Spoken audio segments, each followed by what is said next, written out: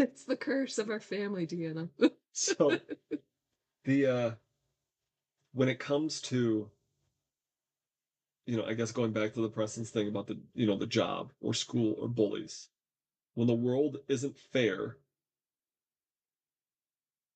and we let our kids know that the world isn't fair, we're not doing any favors by pretending that it is. Right.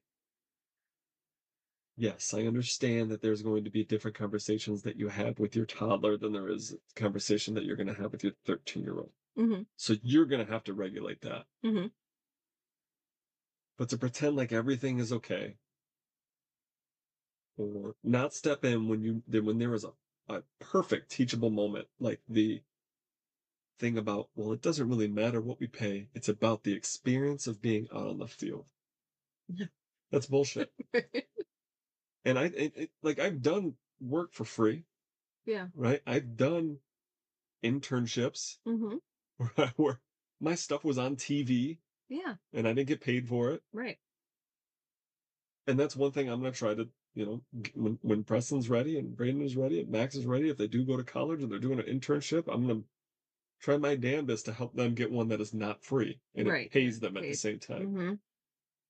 because people will take an advantage of it. Mm-hmm. Whether it's a corporation, a nonprofit, Yeah. it doesn't matter. Um, the hard truth, and this is kind of for Braden, the hard truth delivered with love is one of the greatest forms of respect. That goes for all kids, goes for all relationships. But it's just trying to figure out when you're talking to your kid, you're having these hard conversations, the hard truth.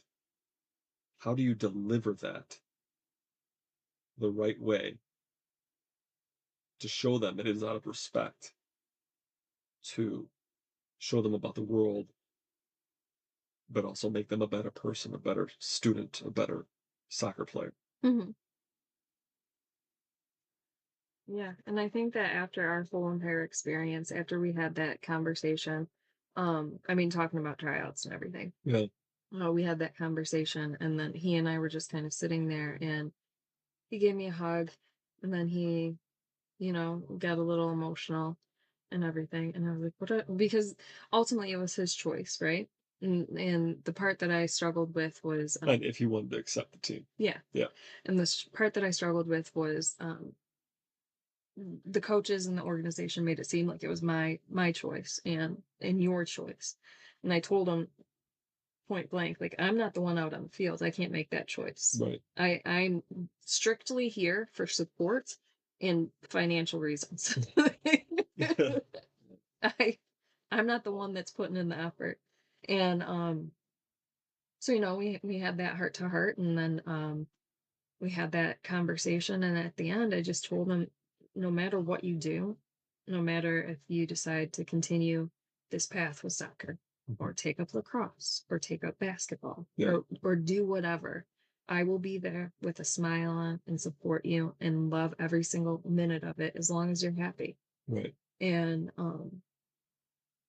then I just reminded him that he was magic and that he, no matter what he does, he's going to be amazing at it. And then he just got a little bit more emotional about it. And I just kind of led it with support